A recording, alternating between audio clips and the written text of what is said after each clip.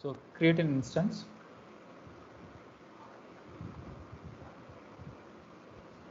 So I'm going to accept the default configuration.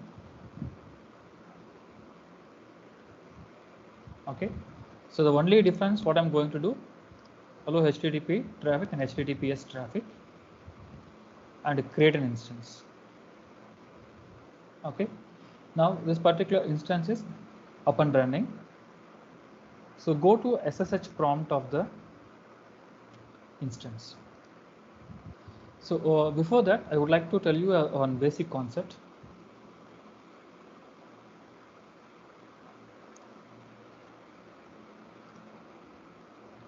Consider you have a GCP console. Okay. Consider this is your GCP console. Inside this console, consider you are hosting a virtual machine. Inside this console, you are hosting a virtual machine. Okay. Inside this virtual machine, if you simply keep your HTML file, and this file cannot be accessed from the web browser. Okay. Consider this is a web browser. Okay. So from web browser, if you try to access the HTML files, which is just loaded inside the virtual machine, you cannot access it. Because if you want to make the virtual machine to be serviceable, then you're supposed to install a web server, okay, inside this virtual machine. Now this web server is capable of providing responses to the requests we are getting through web browser. There are many web servers are available. As I already told you, the popular web servers are Apache Tomcat, Apache HTTPD, WebLogic, Nginx. There's so many web servers are available. You can install any one of the web server inside the virtual machine. So this is the GCP. Outside is a GCP console. Consider you have loaded a virtual machine. Okay. Inside a virtual machine, if your virtual machine is serviceable to the web requests and responses, then you should load a web server inside the virtual machine. Inside web server, okay, if you keep your HTML files, okay, inside this web server, if you keep your HTML file in a specific directory, say for example, if it is an Apache Tomcat, the directory is web apps. Okay. So if it is an Apache HTTPD, htdocs is the directory name in which you are supposed to keep your HTML file. Similarly, Nginx, there is a directory called www. Inside www, there is a directory called HTML. Inside that HTML directory, you are supposed to keep your HTML file. Okay.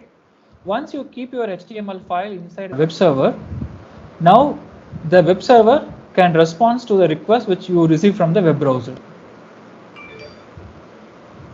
But the problem is, when you inside in the virtual machine, the firewall is inactive. It will not allow any default routing to a particular port.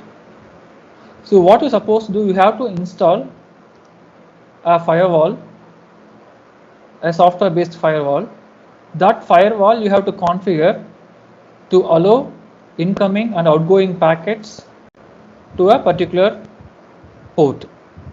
Consider if you can allow it by through a port number, or you can allow it through by an application, okay, or you can allow it by through a protocol. So for example, if you want to allow port number 3003, then you're supposed to say allow a particular software based firewall, and then allow port number 3003 slash which particular protocol you want to allow. Say for example, I want to allow it by TCP protocol or UDP protocol or HTTP protocol. Like protocol you have to mention. There are set of commands are given, like sudo apt-get and apt-get upgrade.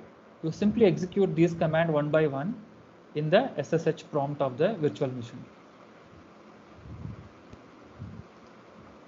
Okay, in the SSH prompt, first of all, I'm going to execute sudo get update.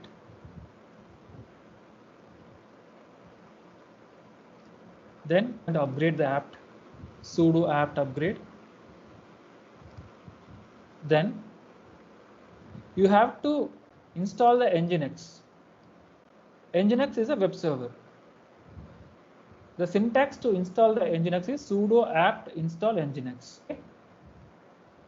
I'm going to simply install sudo apt install Nginx. It is asking me the confirmation. I'm going to say yes. I'm installing it.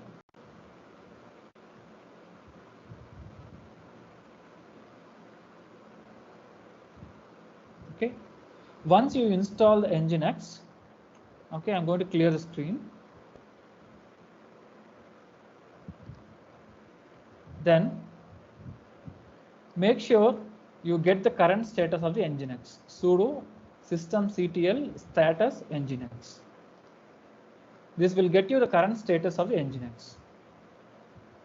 It says the service is currently active. Okay. Now we can start deploying our HTML files inside this web server. Next, I'm going to install another software, UFW. So by using this particular tool, I'm going to configure all the firewall rules inside my virtual machines. Okay, sudo apt install UFW.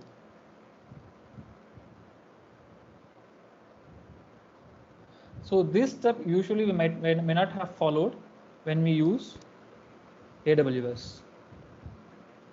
Okay, using that, I'm going to say sudo UFW allow SSH.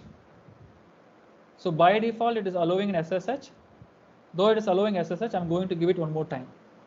Sudo allow SSH. It will say rules are updated. Okay, I'm going to clear the screen. Go to the next statement. Sudo UFW allow Nginx full. Okay, Nginx full. Like this, sudo UFW allow Nginx, you have so many default options like sudo allow pop, sudo allow IMAP. There are so many options are there.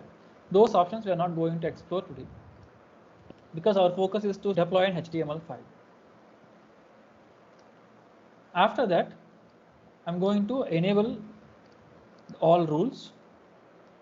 Sudo UFW enable. It will ask the confirmation, give S, and the fire. If you say the firewall is active and enabled on a system startup. Now, if you want to check the current status after enabling it, you can use this command sudo UFW status verbose.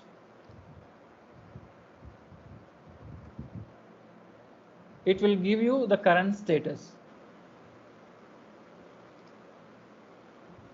Okay, once you're done with this, now you can access your Nginx service from the web browser. Now we can go back to GCP console. Just click on this external IP.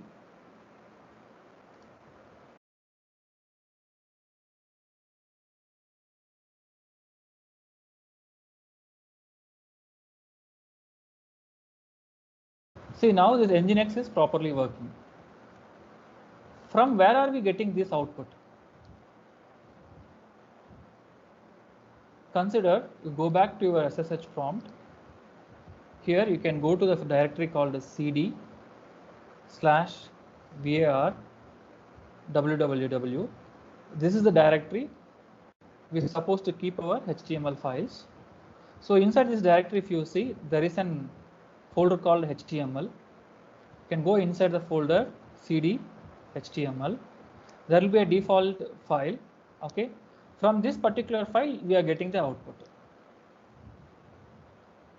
Okay, simply say cat index HTML file. Okay, look at this file, welcome to Nginx. Okay, because of this particular file we are getting output here. Okay, now we need to override this particular file and replace, okay, this default index file by our own index file. So currently I have an HTML file in my local system.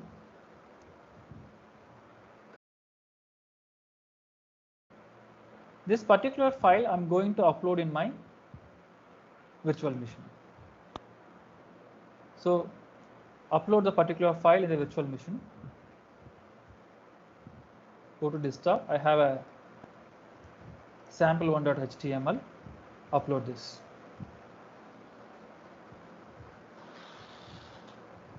Okay, upload is finished. So this will be uploaded in the root directory of the virtual machine. So cd / it will take me to the root directory. Give ls sample_1.html will be visible. Now, if you want to make any file, HTML file, to load it by default, you should rename the file to an index.html. So web servers should have at least one index.html file inside the container called www. So you can have any number of other files, other HTML files, but at least you should have one index.html file. Currently I'm going to have only one file, so I am going to rename, okay, sample1.html into my index.html. So I'm going to say move, okay, sample1.html into index, okay, .html. Here you can copy or you can move this index.html file, okay, into the directory called /var and www, okay, and inside HTML. To this particular directory I'm going to move.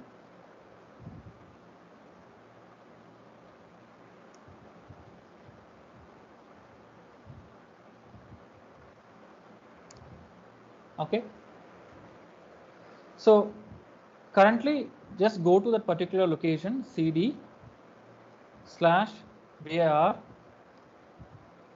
cd HTML. Inside this particular directory there are two files.